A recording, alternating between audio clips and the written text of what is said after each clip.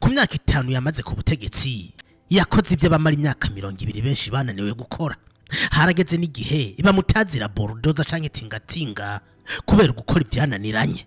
Yubatse Tanzania agwanya ibiturire n'ubunyonyezi, ariko nkuno munsi kwigenekerezo ya 17 ntwarante umwaka w'ibihumbi 2021 inkuru mbi yasakaye Afrika yose ko President John Pombe Magufuli yajyamiye ukuboko kw'abagabo.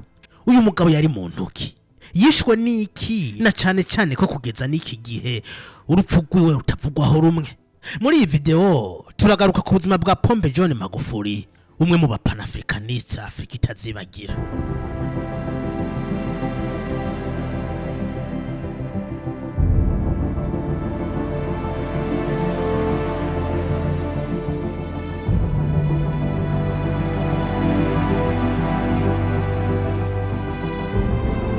Mu mpera z'ukwezi kwa kabiri ku mwaka wa 2021 John Pombe Magufuli yatangiye kutaboneka ku mugaragaro. Ibihuha bitangira gukwiragira hirya no hino muri Tanzania ko yo batameze neza. Mu gihe abatanzania bariko bibaza ibibazo byinshi ku mutegetsi wabo bakunda cyane. Mu masaha y'umugoroba w'itariki 17 ntwarante umwaka wa 2011 kuri televiziyo y'igihugu, uwari cegera c'umukuru w'igihugu Samia Suluhu Hassan yatangaje ko John Pombe Magufuli yajyamiye ukuboko kw'abagabo azize ingwara y'umutima. Abanyatanzania benshi batangiye kugira amakenga, bibaza ibibazo byinshi ku rupfu rw'intwari. Bibaza niba koko yishwe n'ingwara y'umutima canke yabaye bugambanirwe, na cyane ko mu myaka 5 yaramaze ku butegetsi yaramaze kugira abansi benshi uhereye indani mu mugambwe we CCM gushika no hanze ya Tanzania. John Pombe Magufuli mu gihe gito yaramaze ku butegetsi yaramaze guhindura ibintu byinshi muri Tanzania gushika naho bamutazira bulldozer canke tingatinga. Muri ico kiringo yamaze ku butegetsi ntiyigeze akora urugendo na rumwe go hanze ya Afrika. Amafaranga yakoresheje mu kubaka Tanzania yavuye indani mu gihugu. Yeretse Afrika yose kudakeneye kwa miteza amaboko mu kubaka ibihugu vyabo. Yeretse kandi umuryango w'itamagara y'abantu ku isi OMS nabo bakorana ko babesha isi yose mu bijanye na coronavirus. Magufuli n'abashakashatsi biwe baba Tanzania bibajije ibibazo nayo hita wibaza, nimba dupimye papayi tugasanga nayo ifise umugira wa coronavirus, ubwo nta makenga arimo. Amakenga arimo cyane, niyo mpamvu uyu mugabo yahagurutse yamagana OMS n'amategeko yabo yo kugarana abantu mu mazu ngo bikunde bicwa n'inzara. Tulipopeleka sample ya papai tukaipa jina Elizabeth Anne, miaka 26, female. Papai lile lilikuwa positive kwamba lina corona. Vyasa na hatangije intambara kuri uyu muryango. Guhangana na OMS naho vyasigura guhangana na leta z'ubumwe za Amerika. Umwansi wa mbere yaramaze kwibonekeza, ariko hari uyundi mwansi atigeze amenya. Umwansi bagenda na buri munsi. President Magufuli yari yararahiye ko ata muntu numwe azigira sahuri tunga ry'abatanzania mu gihe cyose azoba kiri umukuru w'igihugu. Hari ibintu byinshi byatumye yiremera abansi benshi guhera mu mugambwe we Chama cha Mapinduzi. Ibi byari ibikorwa byo gukorera abatanzania, ibikorwa byatungisha igihugu ariko bigahombya akagwe gatoya kari karigize ntakogwako imbere y'ubutegetsi bwiwe. Uyu mugabo agishika ku butegetsi yazinze amaboko y'ishati aja kubikorwa. Yarahagurutse agwanya abagira biturire n'abanyontora amatungo y'igihugu. Magufuli yagabanije umushahara wiwe awugabura inshuro 4, bituma abo mukuru w'igihugu wa mbere muri Afrika ahembwa umushahara muto. Yasubiyemwe amakontra leta ya Tanzania yari ifitaniye n'amasosiyete acukura ubutare, yabona ko harimo amanyanga, byose arabihagarika atunganya bishasha. Yahaye gasopa abakozi ba leta bahembwa batakoze mu gusiba kubuzi canke gucererwa. Yabemereye ko atazobihanganira na gato. Tukiri ngaha nyene muri Tanzania harimo n'abakozi bahembwa batabaho, ico bise de travailleurs fantôme. Ibi byose yarabihagurukiye maze abishira ku murongo.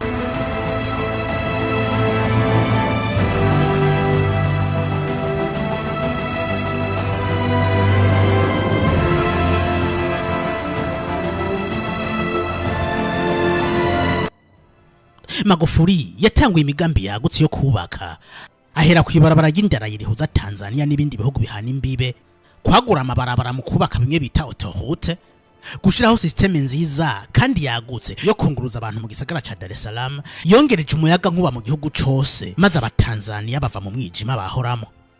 Mu bijanye no kwiyunguruza ntiyashimikiye ku mabarabara gusa, no mu kirere yaragezeyo. Yavuguruye ikibuga c'indege Julius Nyerere International Airport, yongera gusubiza mu kazi societe indege y'igihugu ca Tanzania Air Tanzania yari imaze imyaka myinshi iri mu bibazo by'amadeni n'uruhombo ruteye ubwoba, kugeza aho basigarana indege imwe gusa. President Magufuli yavyifatiye mu ntoke, maze Air Tanzania ibashasha kugeza aho no musi isigari kompanyi nziza ikorera mu bice byinshi by'isi. Mu mwaka wa 2019 Magufuli yatangije umugambi wo kubaka ikiraro kirekire muri Afrika mu ntumbero yo kugabanya amato yakoreshwa mu kiyaga ca Victoria. Iki kiraro catwaye amamiliyoni $500 y'amadolari y'abanyamerika, cubakwa na societe y'abashinwa China Railway Construction Corporation Limited.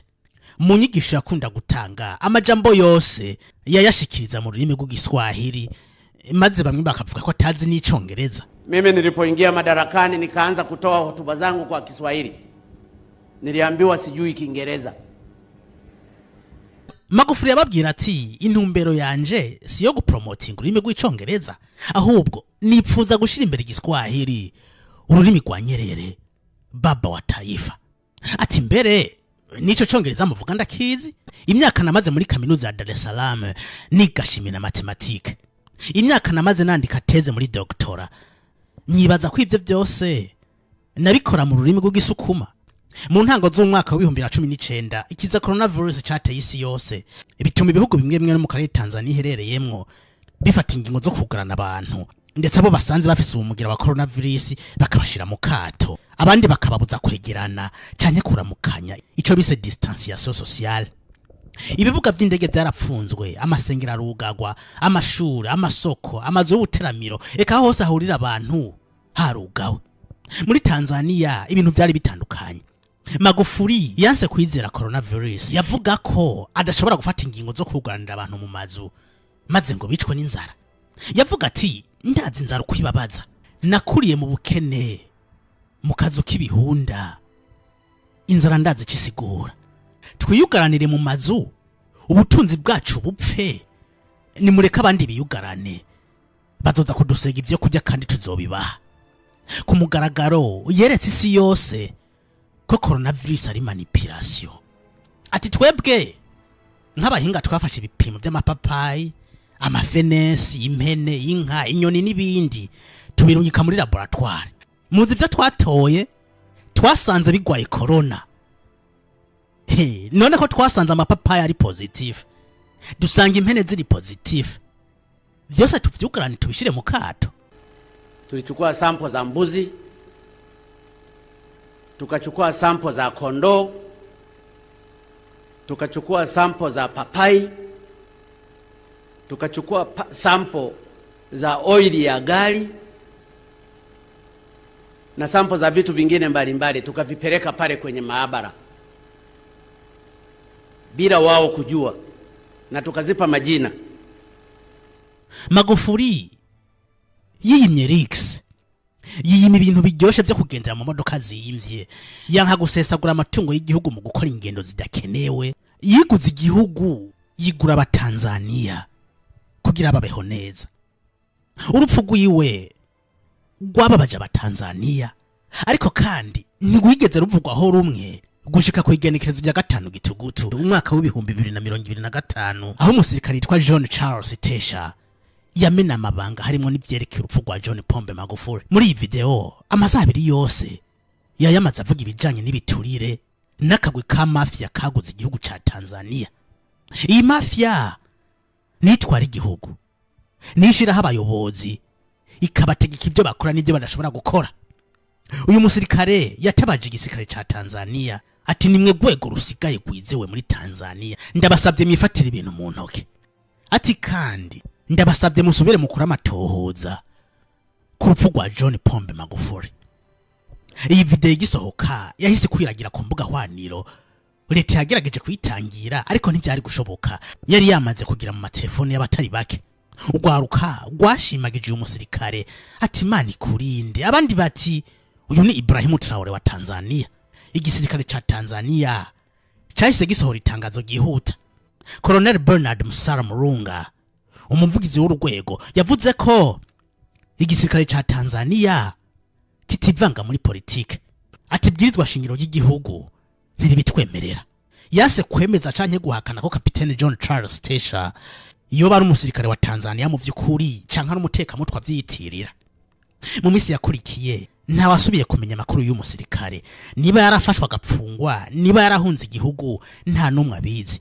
Gusa iyi video yakije umuriro watanguye kwaka neza kwigenekerezo rya 29 Gitugutu umwaka w'ibihumbi 2025 umunsi Tanzania yari ifise amatora. Ariko aya matora abatanzania babona ko atana kimwe bayitezemwo kubera ko opposition canka abatavuga rumwe n'ubutegetsi bwa Samia Suluhu Hassan bamwe bari barapfunzwe abandi bankirwa kwitoza.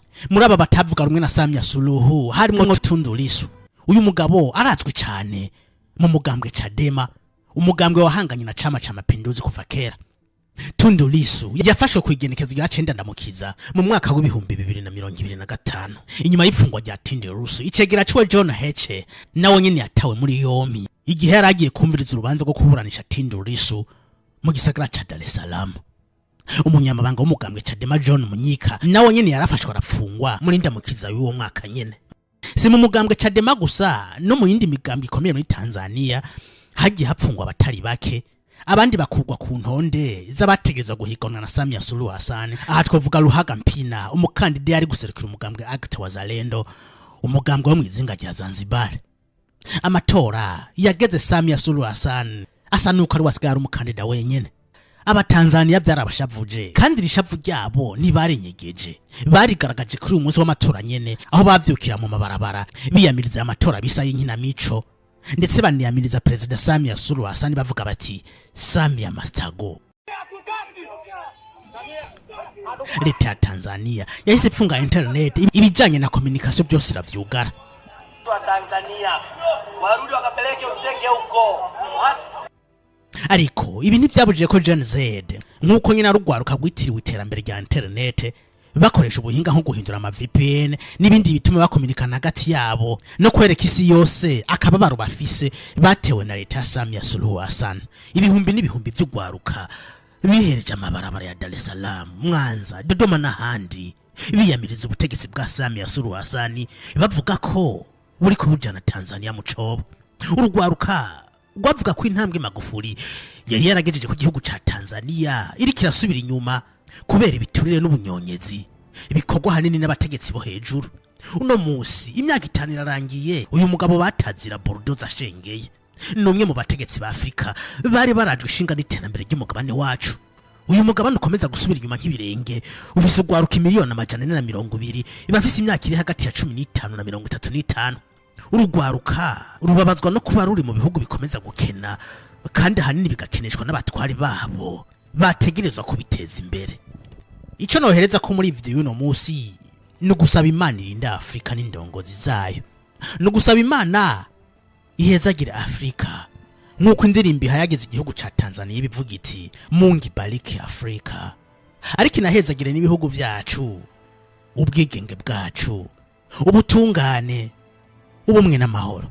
Nawe wabanye nanje muri iyi video, Imana iguhezagire. Fyonda like na subscribe kandi ntibagire kuyisangiza n'abandi. Tuzosubire mu yindi video.